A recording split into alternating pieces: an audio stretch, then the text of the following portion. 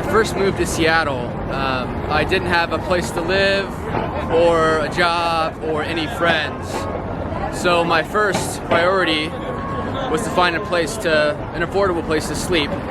And behind me you can see the hostel that I actually stayed at. It's called the Green Tortoise. It's right in the heart of Pike Place Market. The lesson I really learned from staying in a hostel for a few weeks is the same lesson that a lot of people learn when they go on their first backpacking trip. And it's simply, you just don't need your stuff.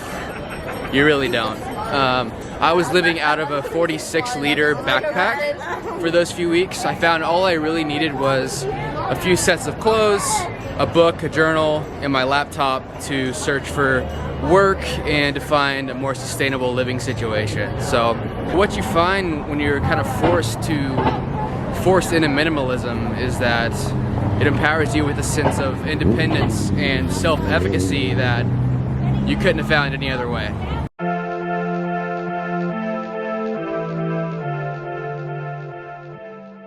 Alright, so after my first 2 weeks in the hostel downtown, I found a room in this house behind me on Craigslist.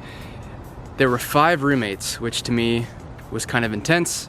I'm an introvert, I like my space, but rent was $500, which is incredibly cheap for the city, and they had an old twin mattress that I could sleep on. So I pulled the trigger, and this house is where I feel like I kind of found my footing in Seattle, and it kind of felt like my journey was starting to begin. I had a place to stay, at least for a few months.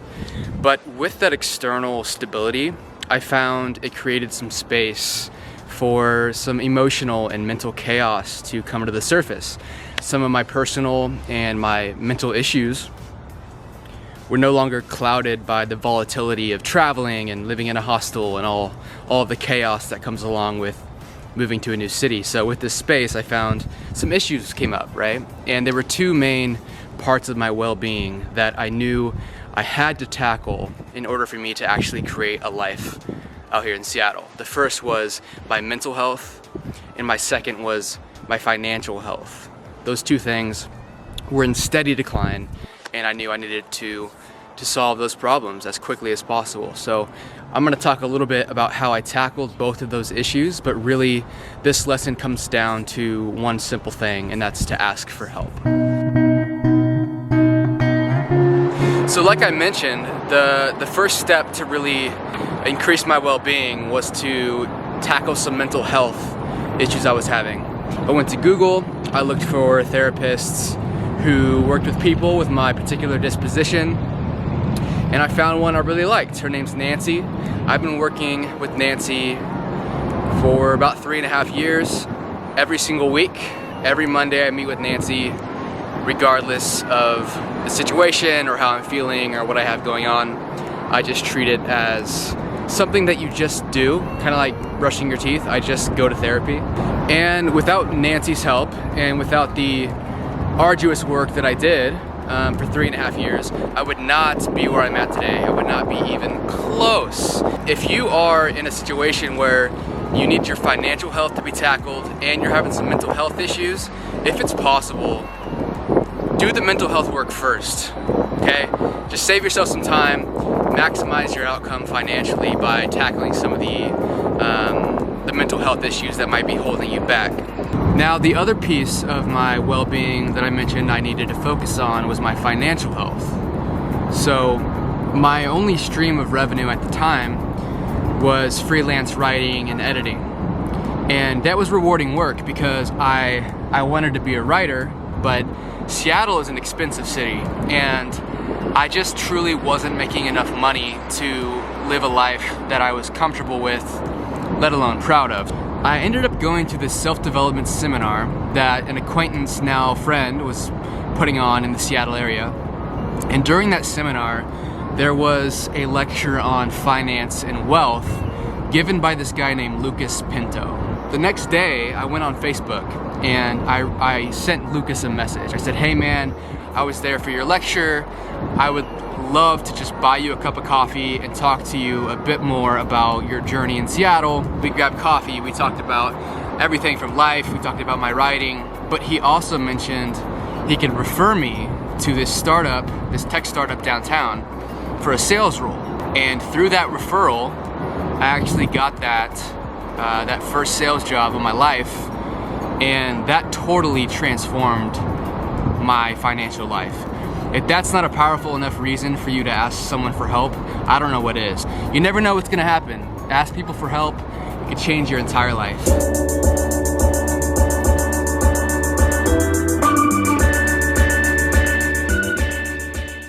So, about a week before I started that first sales job, I signed a 12-month lease in this apartment building right here, and that's where I felt like I really burned the boats. So I lied to my landlord about my income, my savings, and I kind of put myself in a position where I couldn't fail at this new job. For those first 6 months, I allocated all of my attention to the craft and the psychology of selling.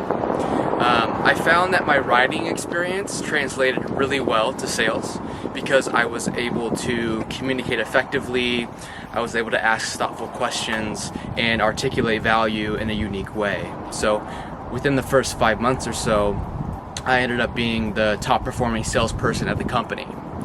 And this kind of forced me into this next lesson of auditing what I claim to value. So when I moved to Seattle, I had this enthusiastic vision of being a writer, but now all of a sudden, a year in, I'm hardly writing at all, and I'm allocating all of my time and attention to this seemingly random sales job.